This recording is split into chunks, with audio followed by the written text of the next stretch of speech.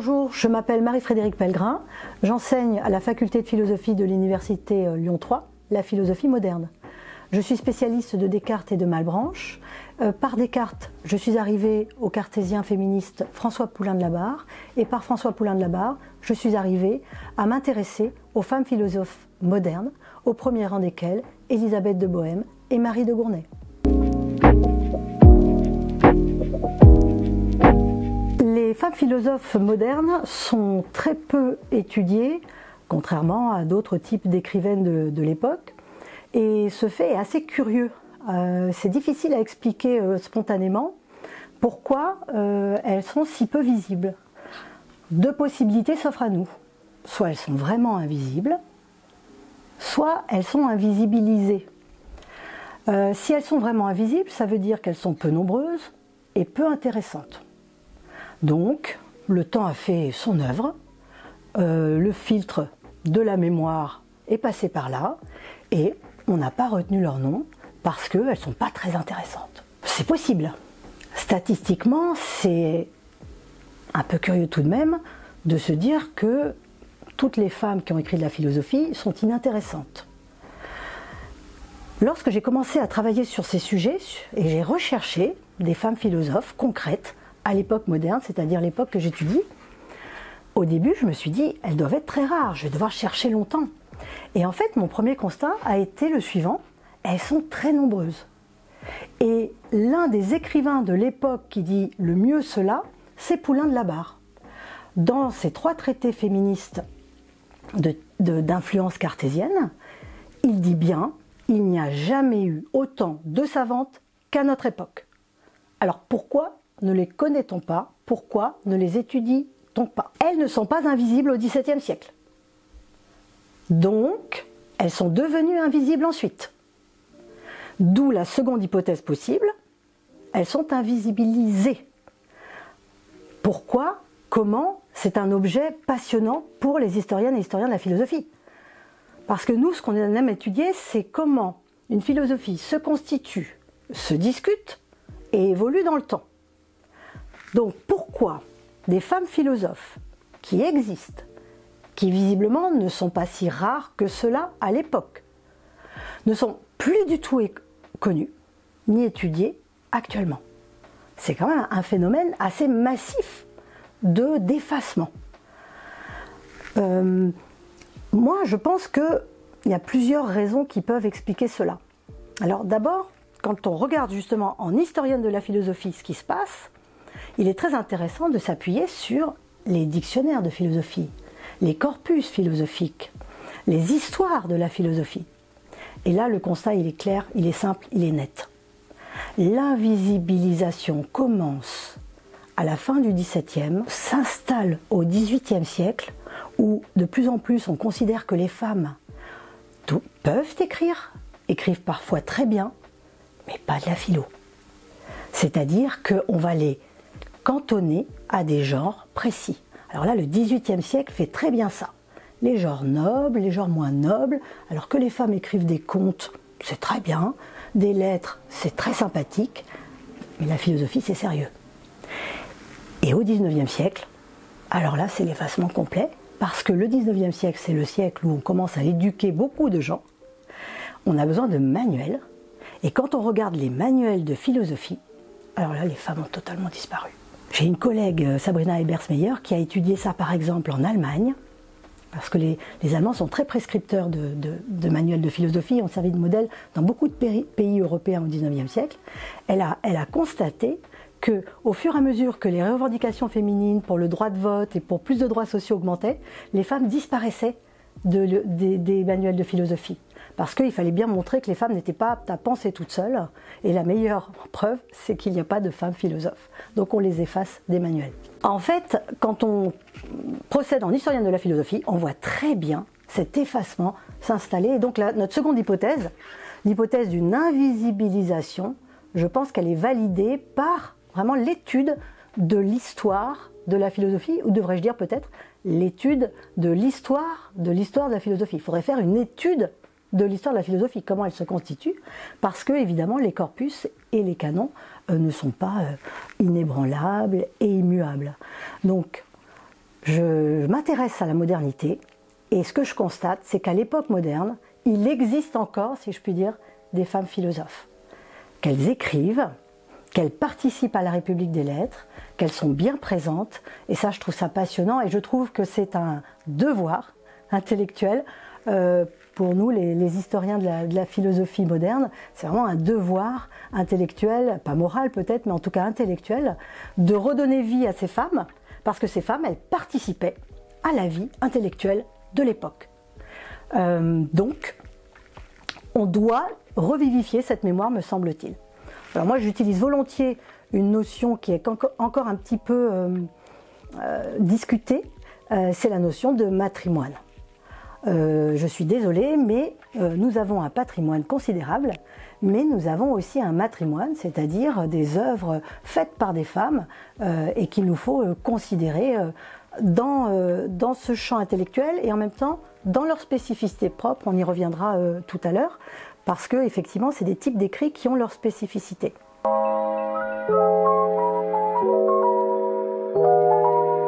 Alors revenons au XVIIe siècle proprement dit.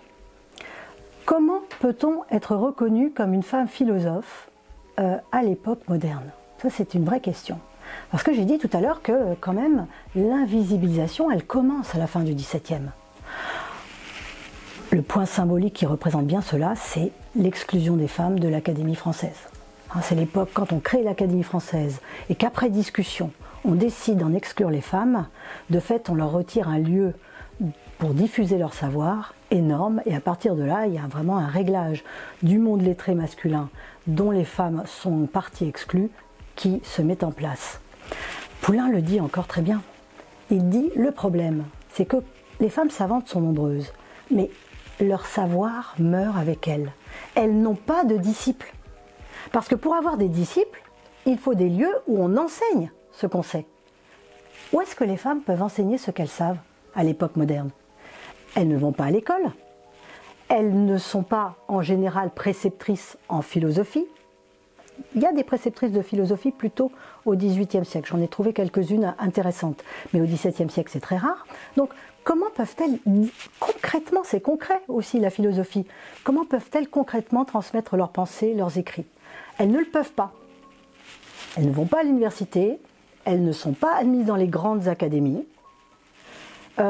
Et même, dit Poulain, les règles de la bienséance sont importunes et freinent la diffusion des savoirs féminins parce que les hommes et les femmes ne peuvent pas se mêler. Il y a des règles de bienséance qui s'appliquent et qui empêchent la plupart des réunions mixtes. Donc les femmes, en fait, elles sont cantonnées à ce qu'on appellera plus tard les salons.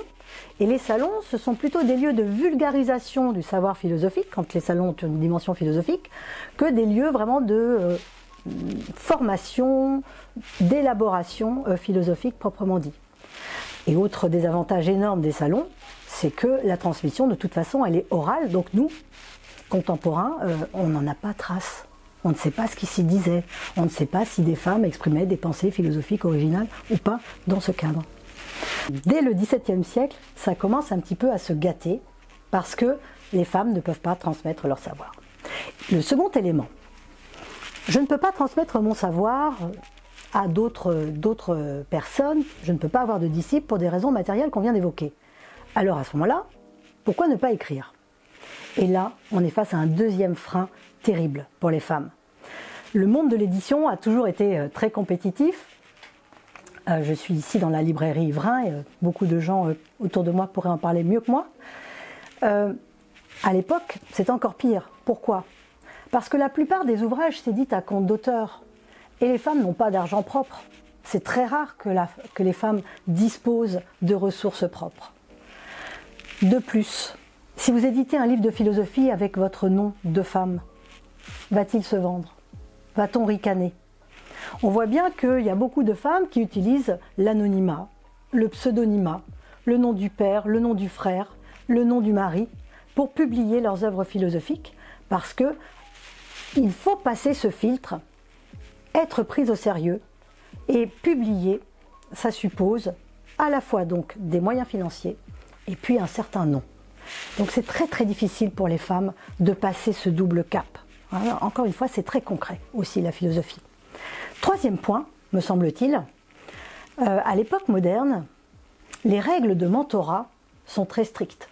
C'est-à-dire que pour entrer dans la République des lettres, ça existe toujours. On a la recommandation d'un professeur éminent quand on veut postuler quelque part, etc. C'est très utile. À l'époque moderne, c'est vraiment très strict. C'est-à-dire que entrer dans le monde de la République des lettres suppose des mentors ou un mentor. Plus il est puissant, mieux c'est, pour être adoubé et pour être accepté. Or, très peu d'hommes acceptent de mentorer des femmes, tout simplement. Les cas, on peut les compter sur les doigts des mains, je pense.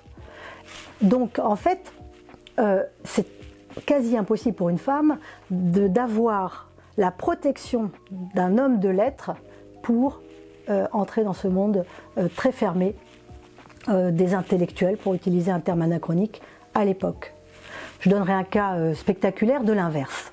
C'est le cas de Marie de Gournay, qui est une philosophe française de la première moitié du XVIIe siècle. Marie de Gournay, elle a un sacré mentor qui s'appelle Michel de Montaigne.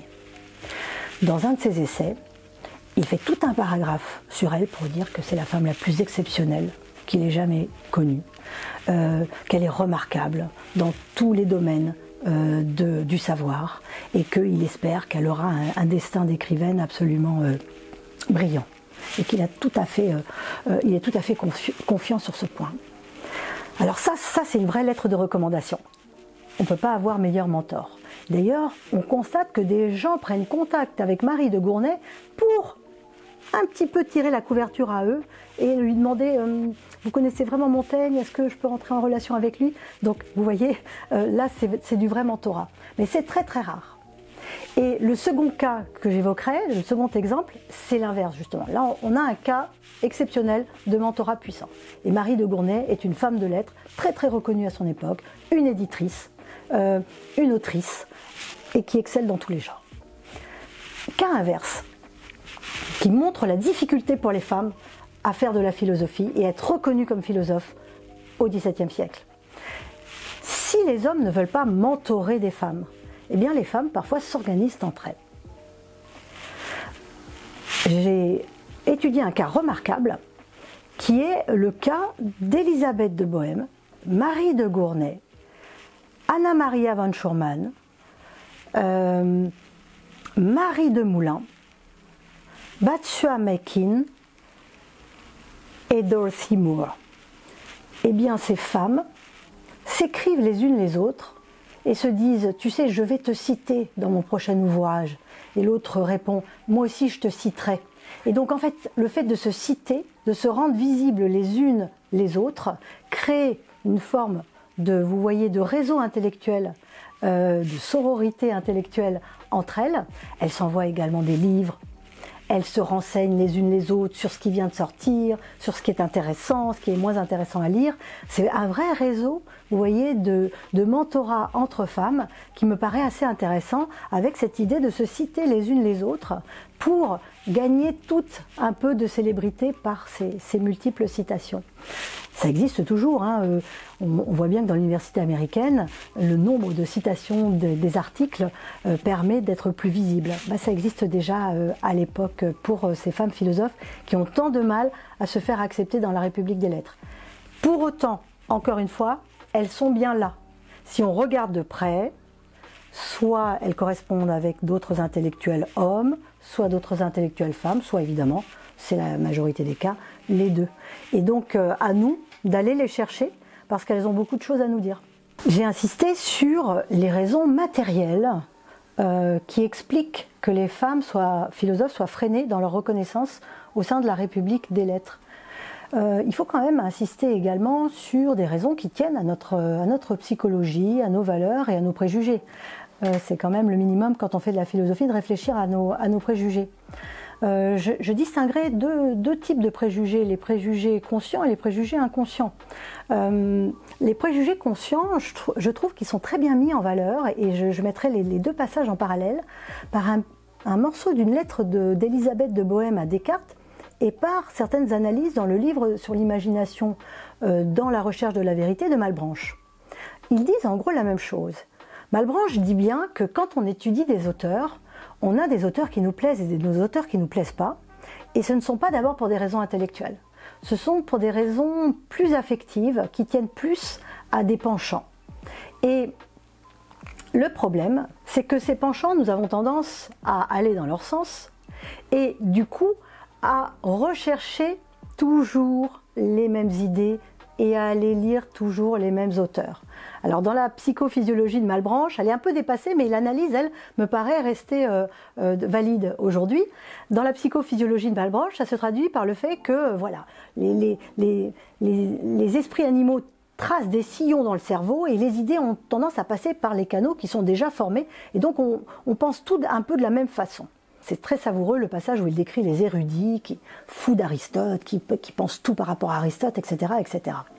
Et Élisabeth de Bohême, dans une lettre à Descartes, donc on est avant Malebranche, elle dit à peu près la même chose. Elle dit « Je suis en Allemagne, j'essaie d'initier les gens autour de moi à votre philosophie et personne n'arrive à la lire parce qu'ils sont trop usés dans la méthode d'Aristote. Ils en ont trop l'habitude pour changer de méthode. Ils ne veulent pas sortir de leur zone de confort, en quelque sorte. Et moi, je pense que c'est ce qui se passe un peu avec les femmes philosophes pour nous. On a nos cursus, on a nos corpus, en tant que professeur, en tant que chercheur, on a des piliers, des grands noms, c'est rassurant. C'est beau ce qu'ils écrivent, c'est intéressant, c'est passionnant. Est-ce qu'on a envie vraiment d'aller déterrer quelqu'un d'inconnu ? Possiblement un minoresque quelconque, des minoresques quelconques, des petits noms qui vont avoir 3 petits bouts de lettres intéressants et c'est tout. Donc en fait, on est pris dans nos habitudes intellectuelles et on a du mal à aller vers de nouvelles aventures philosophiques.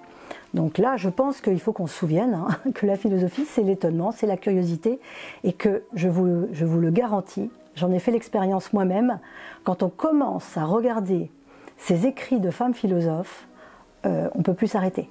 C'est tellement passionnant, elles ont tellement à dire et des choses différentes des grands noms qu'on connaît parce qu'elles s'intéressent à des pans de la philosophie moins pratiqués par ces grands noms, qu'elles ont beaucoup de choses à nous dire encore une fois. Les sous-disciplines de la philosophie, certaines sont jugées très nobles, d'autres moins nobles, et les femmes philosophes, elles viennent brouiller ces repères un peu trop établis. Entre les grands domaines, la métaphysique, les petits domaines, la philosophie de l'éducation par exemple, où les femmes ont beaucoup de choses à dire et qui est évidemment aussi importante plutôt que la métaphysique pour la conduite de l'existence. Ça, ce sont les raisons conscientes de cette invisibilisation et de cette difficulté à être lu et être connu dans la République des lettres. Et puis, il y a aussi des raisons inconscientes. Et là, on ne peut pas ne pas évoquer tout de même la misogynie, tout simplement. C'est difficile d'écouter une femme comme on écoute un homme. Toutes les études le montrent, on ne note pas les étudiants comme les étudiantes quand on connaît leur sexe. Enfin, ce sont des biais tout de même importants, même quand on est vigilant et vigilante. Et évidemment, pour ces femmes philosophes, ils jouent à plein. Et là, en fait, j'ai envie de vous lire une toute petite phrase de Marie de Gournay qui explique qui met en scène une femme très savante qui arriverait dans une assemblée d'hommes et qui voudrait prendre la parole parce qu'elle a des choses à dire. Encore une fois, une femme vraiment savante. Qu'est-ce qui se passerait? Alors je vous lis la phrase de Marie de Gournay. « Eussent les dames les raisons et les méditations de Carnéade, il n'y a si chétif qui ne les rembarre avec approbation de la plupart des assistants, quand, avec un sourire seulement, ou quelques petits ébranlements de tête, son éloquence muette aura dit « c'est une femme qui parle ». Donc vous voyez, parfois, on a beau être très savante, expliquer des choses très complexes, aussi complexes que ce qu'explique Carnéade, il suffit d'un petit sourire ou d'un petit hochement de tête à l'assistance, c'est une femme qui parle, et notre propos est dévalorisé. Donc ça me paraît aussi un biais évidemment important. Alors, je peux présenter maintenant des cas concrets. Personnellement, j'ai travaillé sur 2 femmes philosophes, plus particulièrement au XVIIe siècle, Marie de Gournay et Élisabeth de Bohême, et une femme philosophe au XVIIIe siècle, la marquise de La Ferté-Imbault. Je choisis de vous parler aujourd'hui d'Élisabeth de Bohême et je me permets de renvoyer au collectif que nous avions fait avec ma collègue Delphine Kolesnik-Antoine sur elle aux éditions Vrin et qui avait permis, il avait été assez pionnier en son genre tout de même, de reconsidérer la partie élisabéthaine de la correspondance avec Descartes et d'étendre ensuite la réflexion à la question de savoir est-ce qu'il y a une philosophie propre d'Élisabeth. Et c'est là la question qu'on se pose aujourd'hui ensemble. C'est-à-dire, Élisabeth de Bohême n'est pas simplement la répondante de Descartes dans une correspondance. Elle a des idées philosophiques propres qu'elle développe autant que Descartes dans cette correspondance et elle a des choses à dire qui ne sont pas forcément cartésiennes. C'est ça qui est intéressant. Pour moi, c'est une femme philosophe au sens où elle ne sert pas simplement de répondante. Elle a sa pensée propre. On a essayé de dire que c'est une cartésienne, notamment dans les mémoires de Baillet, les mémoires sur la vie de M. Descartes d'Adrien Baillet. Elle est présentée comme la chef descartésienne. C'est une appellation qui réduit énormément l'ampleur philosophique d'Élisabeth. Élisabeth, elle n'est pas d'accord avec Descartes. Elle n'est pas d'accord avec Descartes sur l'union de l'âme et du corps. Descartes d'ailleurs tiendra compte de certaines de ses remarques pour modifier le texte des Passions de l'âme. Et Élisabeth, elle développe une pensée propre qui est beaucoup plus empiriste, qui tient beaucoup plus compte des vécus humains, de la spécificité des corps, y compris de la spécificité sexuée et genrée des corps, quelque chose que ne fait pas du tout Descartes, et donc elle déploie sa pensée propre. Elle ne s'arrête pas de penser et d'écrire à la mort de Descartes. Ils correspondent jusqu'à la mort de Descartes pendant 6 années, mais elle continue à écrire à Malebranche, à Leibniz. Elle devient abbesse à Herford, donc une abbaye. Elle est abbesse, c'est un rôle important. Et dans cette abbaye, elle accueille tous les persécutés religieux et philosophiques. Et ils discutent ensemble et elle continue sa vie intellectuelle jusqu'à sa mort. Où qu'Élisabeth habite, il y a un foyer philosophique qui se fonde. Elle ne peut pas habiter quelque part sans amener des professeurs de toute l'Europe, sans fonder des écoles, sans diffuser les pensées qui lui tiennent à cœur, comme la pensée cartésienne, mais pas seulement. Et elle fait en sorte que se créent encore une fois des liens intellectuels nouveaux qui tiennent aux réflexions philosophiques qui lui sont propres et qu'elle privilégie.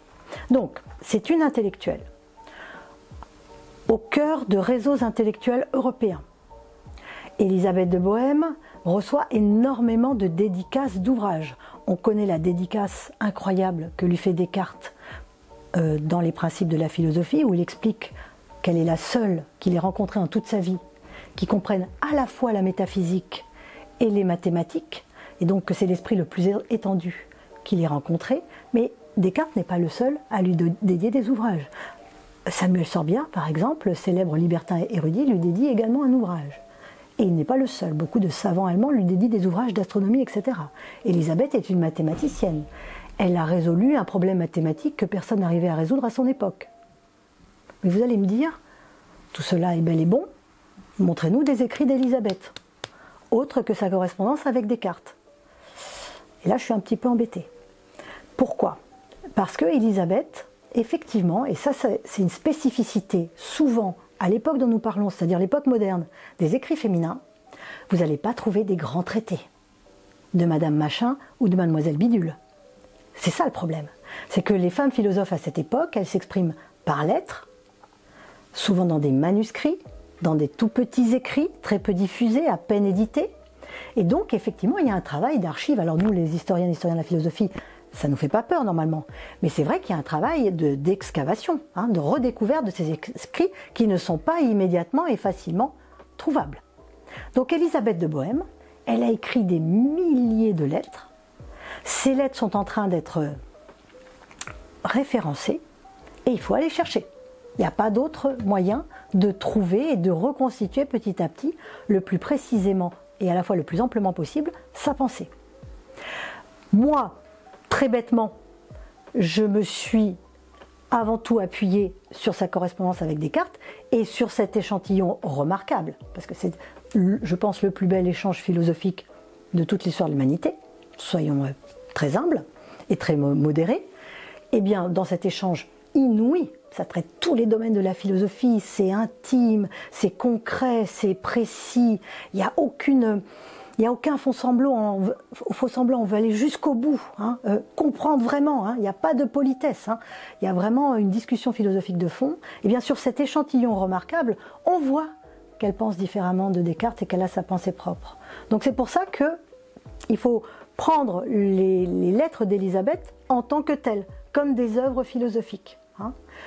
Et ça déjà, ça constitue une œuvre philosophique en soi. Concrètement, donnons des échantillons de ce que dit et pense Élisabeth de Bohême. Le premier échantillon remarquable, je pense, c'est toute sa réflexion sur l'union de l'âme et du corps. C'est cette question de l'union de l'âme et du corps qui inaugure la correspondance avec Descartes. Elle lui envoie des questions. Elle est très amie avec un disciple renégat ensuite de Descartes qui lui dit « mais écris-lui ». Peut-être qu'il va te répondre. Elle lui écrit, elle lui dit moi je ne comprends pas bien comment se fait cette union à partir de deux substances absolument distinctes l'une de l'autre. Est-ce que vous pouvez me réexpliquer ce point? Et à partir de là, en fait, Descartes d'abord est forcé de réexpliquer ce point, de réfléchir à la troisième notion primitive, et ensuite, Élisabeth n'est toujours pas satisfaite de sa réponse. Elle demande d'autres explications, et c'est là que sa pensée propre se déploie. Au sens où elle considère que Descartes part trop de son cas propre pour ses déductions psychophysiologiques, qu'il ne tient pas assez compte de la diversité des corps et de la diversité de ce que le corps peut faire sur l'âme et de ce que l'âme peut faire sur le corps. Ce qui est intéressant, c'est qu'elle prend toujours son exemple. Je citerai un cas, le remords, le regret, très très belle notion de philosophie morale.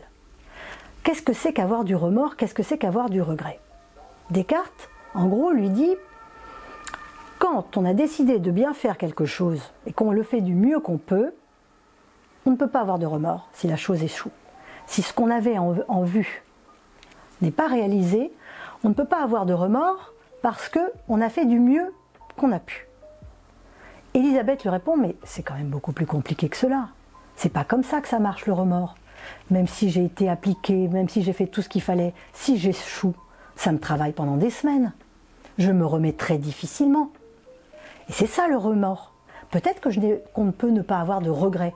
J'ai fait du mieux que j'ai pu. Mais on peut avoir du remords. Parce que moralement, ça nous travaille, ça nous rend mal à l'aise. Et du coup, elle dit à Descartes, vous évacuez trop rapidement. Alors on ne dit pas comme ça à l'époque, mais ce dont elle parle, c'est du somatique. C'est le fait que finalement, la tristesse de l'âme, elle rend le corps malade. Et puis, dit-elle, il y a aussi le cas inverse. C'est-à-dire que quand le corps est malade, ça a tendance à déteindre sur l'âme. Donc tous ces cas concrets d'union d'âme avec un corps, d'une âme avec un corps, eh bien Élisabeth les pense très différemment de Descartes parce qu'elle se plonge dans le concret, dans le vécu de son propre corps, de sa propre âme, de sa propre union, non pas pour se donner en exemple exemplaire, mais pour montrer à Descartes que les choses sont très complexes en ce domaine et que chaque union est vécue en réalité différemment. Et notamment, au départ de leur correspondance, c'est très beau parce que Élisabeth de Bohême demande à Descartes d'être le médecin de son âme. Donc ils ont un rapport de patiente à médecin au départ, hein, en tout cas dans la mise en place de leur correspondance. Mais en fait, cette patiente, elle se dit elle-même indocile, cette patiente, et c'est souvent le cas effectivement dans le monde de la médecine, elle apprend beaucoup à son médecin. Et elle lui apprend y compris sur lui-même. C'est-à-dire qu'en fait, le rapport entre patiente et médecin, il peut s'inverser.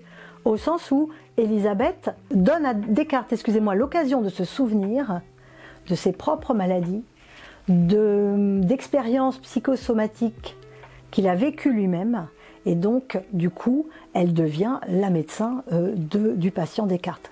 Donc si vous voulez, cet échantillon que je viens de présenter, c'est vraiment un échantillon philosophique de réflexion sur l'union de l'âme et du corps, qui est original à Élisabeth de Bohème et qui n'est pas le même que celui pensé par Descartes.